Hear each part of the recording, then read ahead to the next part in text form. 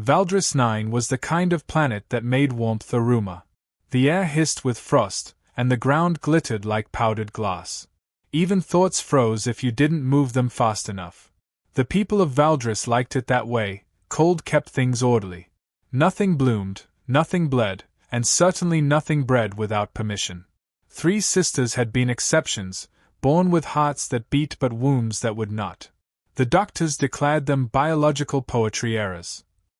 A committee signed the form, 3 strokes of stylus, and the infants were sealed into translucent pods. The official wording read, cryogenic containment pending cosmic recycling. Unofficially, dump them under a snowdrift and let the purity of ice do the rest. Bureaucracy had never sounded so hygienic. Centuries later, a human ship, half wreck, half coffin, skidded through the upper atmosphere and belly flopped into a canyon of blue crystal. Its pilot, Ethan Cole, had been asleep long enough to forget what coffee tasted like and awake enough to regret it. The crash left him with 2 working limbs, 1 sarcastic AI drone, and no heating beyond emergency rations. Mimsy, he muttered, kicking the reactor core back to life. Status functional, the drone chirped, though the ship resembles a rejected snow globe. You have successfully turned exploration into exfoliation. Ethan grinned despite the frost on his beard. At least I'm exfoliating history.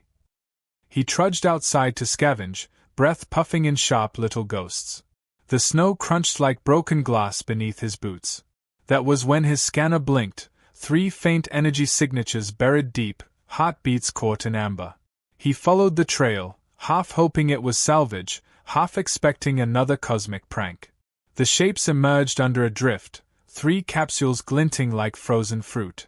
Labels in alien script scrolled across cracked glass. He wiped one clean. The translation software stuttered, then displayed, property of Valdris Gene Authority.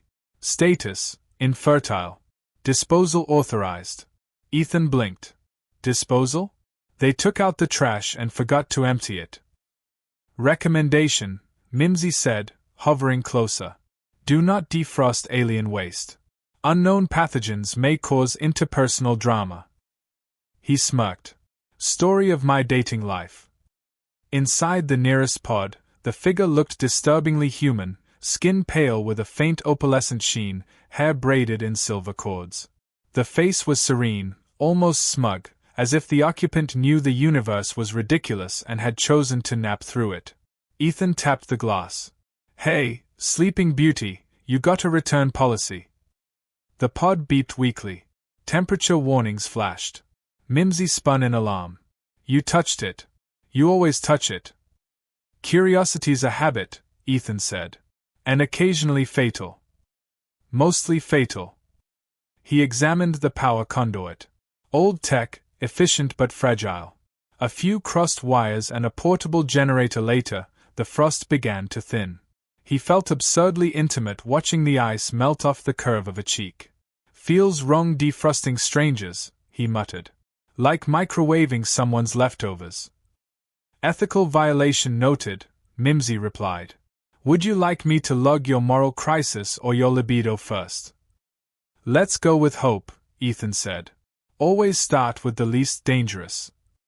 The pod hissed. Warm air leaked like a sigh. Inside, the woman's eyes flickered beneath her lids. The other 2 pods pulsed in sympathy, faint lights sinking like a forgotten lullaby. Ethan felt something tighten in his chest, the kind of ache that came from seeing life where there shouldn't be any. He connected the generator to all 3, adjusting the amperage until the readings steadied. Easy now, he whispered, as though coaxing seedlings through frost. Warning, Mimsy announced. Reviving unknown life forms may result in legal complications, interstellar war, or awkward breakfast conversations. Ethan chuckled. I'll take my chances. Haven't had breakfast company in years. He set up a small camp around the pods. The heat from the generator made vapor dance through the cavern, painting halos around the glass. He rubbed his hands and stared at the shapes within. Triplets, maybe? Or 3 versions of something divine and dangerous. Their stillness was hypnotic. He imagined the bureaucrats who'd sentenced them. White coats, colder hearts, convinced that sterility was mercy. Humans had done the same once, called it efficiency, called it control. He knew that kind of logic. It was the same thinking that built perfect machines and lonely men. Maybe, he said softly, you just needed a little warmth. Clarify, Mimsy said. Thermal or emotional? Both. He grinned. They usually go together. He adjusted the power flow again. The energy field rippled, frost peeled back like old wallpaper. Beneath it, faint color returned to alien skin. Their bodies shimmered faintly, outlines shifting between solid and translucent. It was beautiful in an uncanny, slightly erotic way, like the universe had sculpted desire in triplicate and then chickened out halfway through. He tried to look professional about it, failed spectacularly. Mimsy floated closer. Your heart rate is elevated. Should I dim the lights for privacy? Shut up. I can't. It's in my programming to narrate questionable decisions. He knelt by the first pod, reading the identifier tag. Subject Nera. The next, Vexa. The third, Sola. He tasted the names like syllables of a spell. All right, Nera, Vexa, Sola. Let's see if human engineering can beat divine negligence. He rerouted the final current. A deep hum filled the air. The snowdrift above trembled, showering them in glittering ice. His wrist display flashed warnings, radiation surge, oxygen drop, unknown biogenic reaction, but he ignored them. For a moment, nothing happened. Then, a pulse, soft, rhythmic, like a heartbeat learning the beat of a new drum. The glass glowed faintly pink. Mimsy hovered back. Congratulations. You may have invented interspecies soup. Ethan exhaled, wiping frost from his lashes. Nah. Feels more like hope stew. He leaned closer. Beneath the glass, one of the figures shifted. Fingers twitched, eyelids fluttered. A sound emerged, a sigh, long and low, like someone remembering warmth after centuries of dreaming about it. The temperature in the cave rose a degree. Ethan smiled, half terrified, half awed. Welcome back, ladies. The universe left you on ice, but I don't believe in expiration dates. The scanner beeped a soft confirmation. Vital signs, weak but stable. The human knelt among the pods, steam curling around him like breath made visible. For the first time in years, he felt alive enough to joke with sincerity. Guess I'm still good at fixing cold machinery, he said. Even when the machinery looks way out of my league. Correction, Mimsy murmured, voice unusually quiet. They are not machinery, Ethan. He looked at the glass, at the faint blush spreading under the frost, at the pulse that quickened when he spoke. No, he said softly. They are reminders. Of what? He grinned. That warmth is contagious. The cavern settled into silence, broken only by the steady hum of life resuming. Snow fell gently through the hole above, landing on his shoulder and melting instantly. Somewhere deep inside the frozen world, something ancient began to thaw, not just in the pods, but in him. Mark this day, Mimsy said. The temperature of Valdris 9 has risen by 0.01 degrees. Ethan chuckled. Write it down, partner. First human to start global warming by accident of compassion. Accident. Fine. Habit. He sat between the pods, arms around his knees, watching the faint glow grow brighter. The ice outside continued its endless dance of refreezing and melting, like breath on glass. In the heart of that frozen planet, one warm fool and 3 almost alive sisters waited for the rest of the universe to notice. It would, soon enough. But for now, Ethan simply whispered into the heat, hang on, girls. We'll figure out the rest when you wake up. One thaw at a time. The pods answered with the faintest hum, 3 notes of promise, or maybe amusement. Either way, the sound was alive, and that was enough. A faint hiss filled the cavern as the first pod cracked open. Steam drifted up like ghosts, wrapping around Ethan's shoulders. He took a slow breath. The woman inside blinked once, twice, then sat upright with the poise of someone who'd been dead for a century and decided that was enough.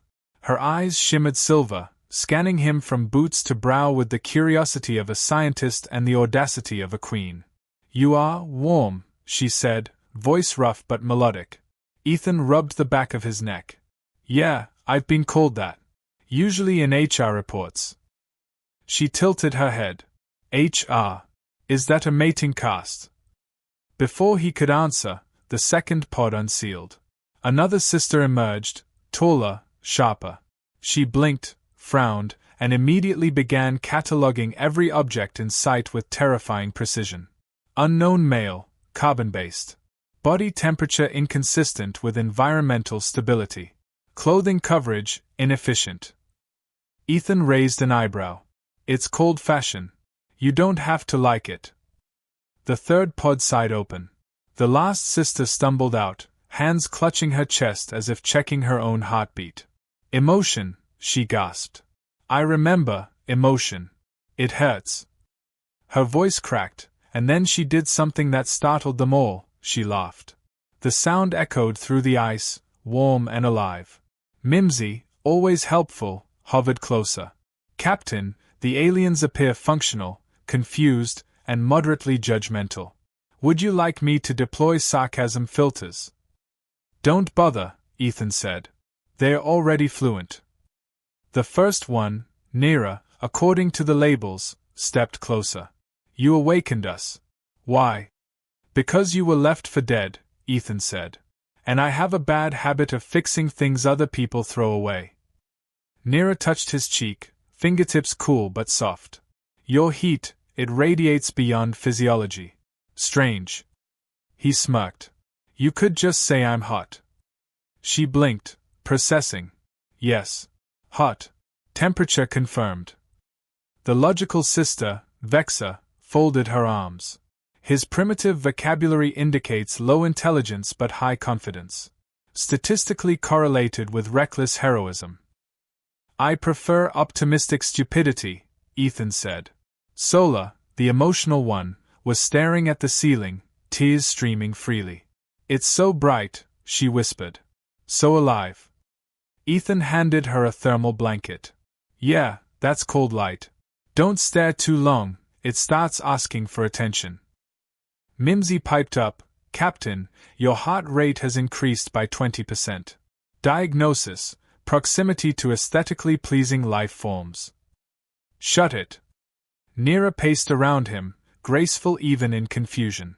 "You risked your existence to awaken infertile beings. Your species values dysfunction." "Not dysfunction," Ethan replied. "Potential. Even a broken engine can start a fire." Vexa frowned. "Fire is destructive." "Yeah," he said. "So is indifference." She paused, recalculating something invisible. The heat from the generator filled the space with a humid haze. Frost melted down the walls like tears on glass.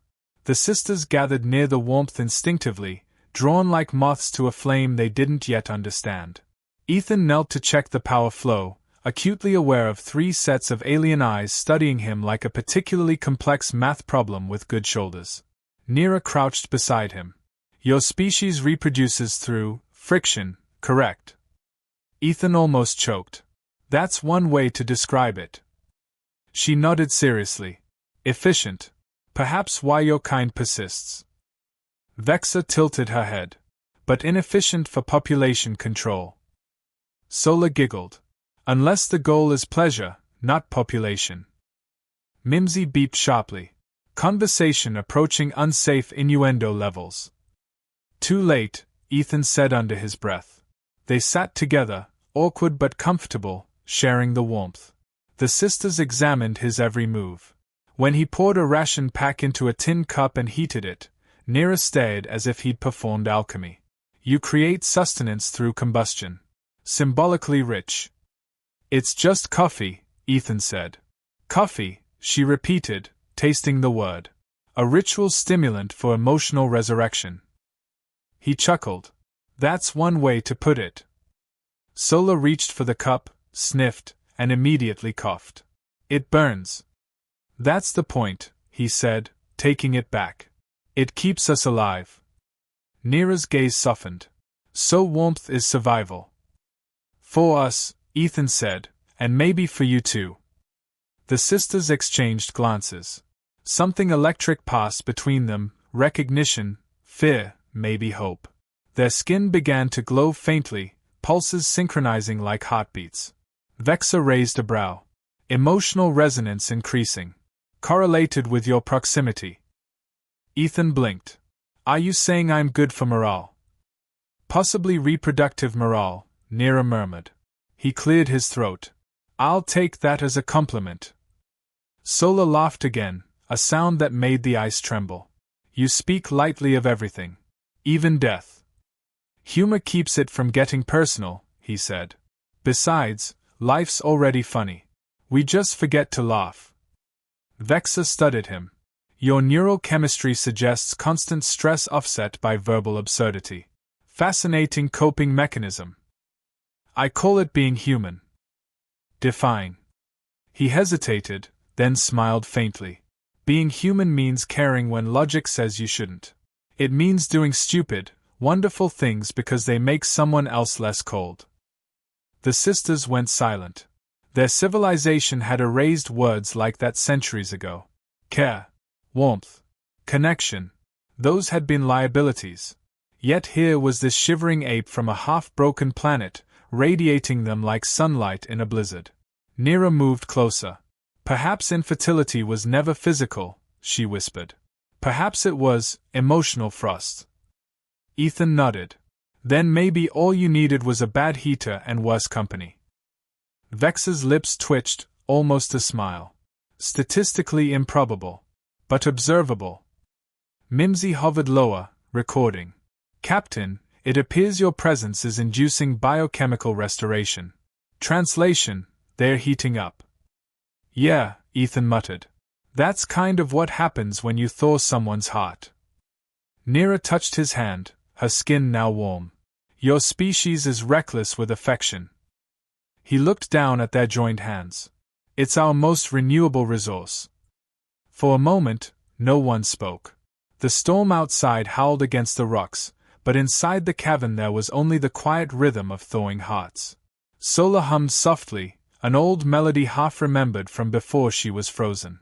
Vexa sat cross-legged beside Ethan, eyes fixed on the flickering generator.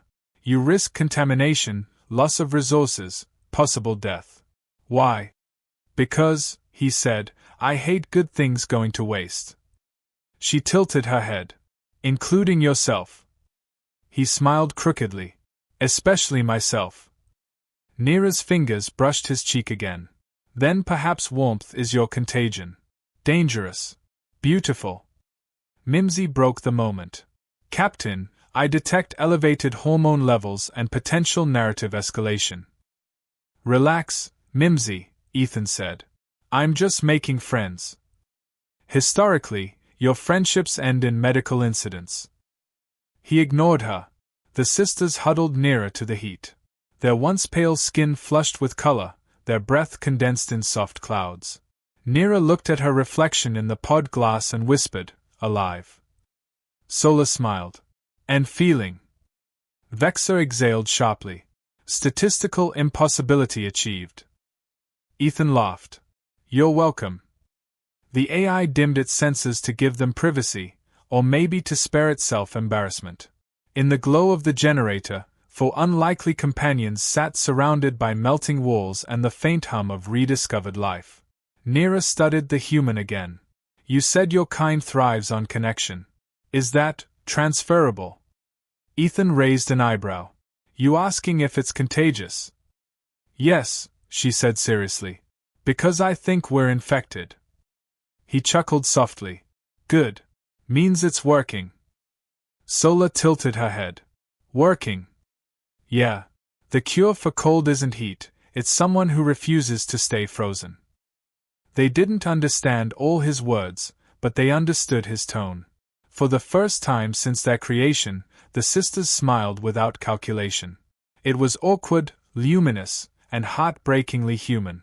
Outside, the storm raged on.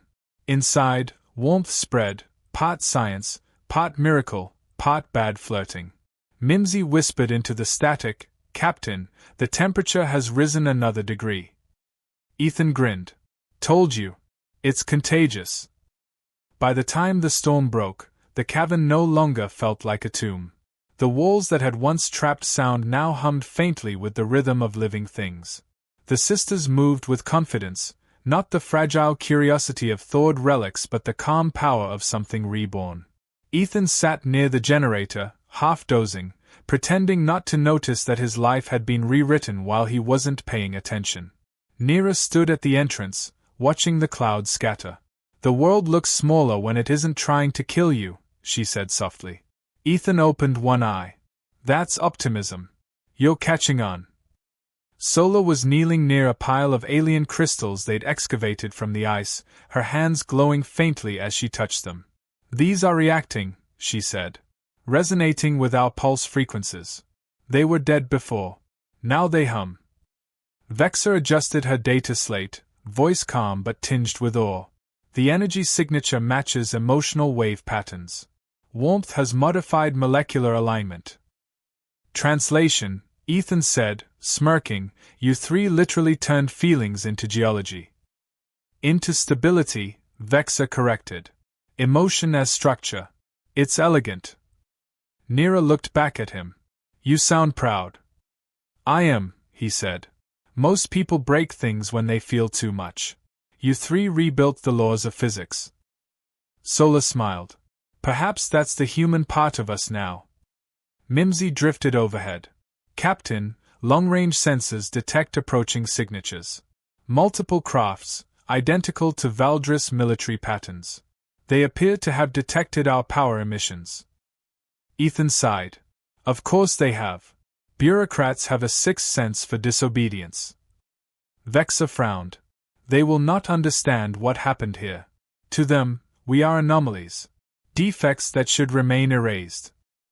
Then we'll just have to rewrite their dictionary, he said. Neera turned toward him, expression unreadable. They will try to reclaim us. To dissect the process. Let them try, Ethan said. I've fought worse ideas than perfection. Sola reached for his hand, her fingers warm. You can't fight an empire alone. Sure I can, he said with a grin. I just make it awkward until they give up. Mimsy beeped. Captain's preferred strategy, inappropriate bravery. Always works eventually, he said. The ships broke through the clouds moments later, sleek, sterile, precise. Beams of light scanned the canyon. Through the broken roof, Ethan could see the reflection of order descending, metallic and cold. He stood up slowly, brushing ice from his jacket. All right, Valdris, let's talk about evolution. The comm crackled. A voice, clipped and mechanical, filled the cavern. Unregistered entity. You have interfered with classified biological assets. Surrender immediately. Ethan cupped his hands and shouted, Funny thing about assets, you froze them. I just returned the investment. The voice sharpened. Your interference violates genetic purity protocols. Then your purity's broken, he said. Congratulations, you're finally interesting. Neera stepped forward, her skin glowing brighter. We are not assets, she said, her voice carrying across the ice. We are alive. The air shimmered, the crystals behind her began to vibrate, amplifying her words until they echoed like thunder. Sola joined in, singing a tone so pure it fractured the nearest ice spire. Vexa's data slate blinked wildly, energy readings off every chart. Mimsy whispered, Captain, their resonance field is expanding. It's overriding the military comms. Ethan smiled. Good. Let's give them a show. He reached out, placed a hand on Neera's shoulder. The warmth spread instantly, human heat feeding alien resonance. The glow from their bodies merged into a single halo, and the snow around their feet began to melt in concentric circles. The Valdris ships hovered uncertainly above, scanners unable to categorize what they saw. On open comms, Ethan said calmly, You called them infertile. You built a civilization so afraid of feeling that you froze your future solid. I didn't fix them. They fixed you. They reminded your universe how to burn. There was silence. Then the flagship's lights flickered, as if something alive had touched its systems. Neera smiled faintly. They are listening. Yeah, Ethan said, but they don't know how to hear yet. Vexa watched the energy readings climb. Their ships are adapting to the resonance. Systems destabilizing. Emotion is contagious. Guess I started another epidemic, he said. Humanity as virus, she replied. Beautiful irony. Sola's laughter filled the air, softer than the wind. Not virus, she said. Cure. The ships retreated, one by one, fading back into the clouds. No threats, no weapons. Just silence, a silence that no longer felt empty. When the last light vanished, Ethan exhaled. Well, he said, that was either diplomacy or mass confusion. I'll take it. Mimsy floated down beside him.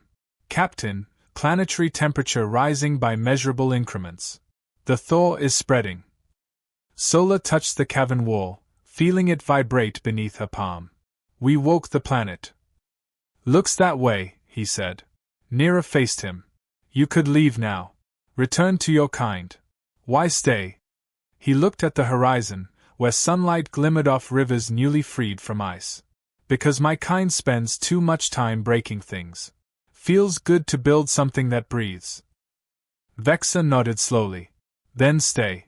Help us learn how to live in warmth. He smiled. Deal. But first, I need to invent sunscreen.